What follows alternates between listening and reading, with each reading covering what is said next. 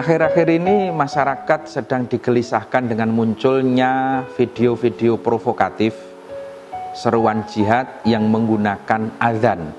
Cuman diganti hayyalas sholah menjadi hayyalal jihad.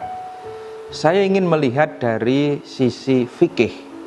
Satu, menurut fikih Ahlus Sunnah wal Jamaah, seruan jihad tadi tidak sah.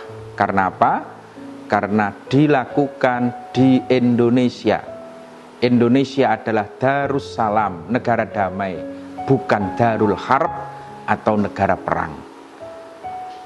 Apalagi seruan jihad untuk melawan pemerintahan yang sah, itu jelas namanya bughat.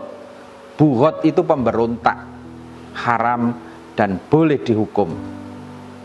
Secara lafal, penggantian hayyalas sholah menjadi hayyalal jihad. Ini kalau kita merunut kepada Minhajul Qawim, di sini disampaikan wa yukrahu ayyakula hayya ala khairil amal li'annahu bid'atun lakinnahu la batilul adzan bisyarti ayyatiya bi hayyalataini. Menambahkan hayyalas sholah, hayyalal falah, terus ditambahi dengan hayya ala khairil amal, itu saja makruh, meski tidak membatalkan azan. Lah, yang lebih parah ketika menghilangkan hayyalas sholah kok dihilangkan menjadi hayya alal jihad. Hal tersebut dikatakan fa inik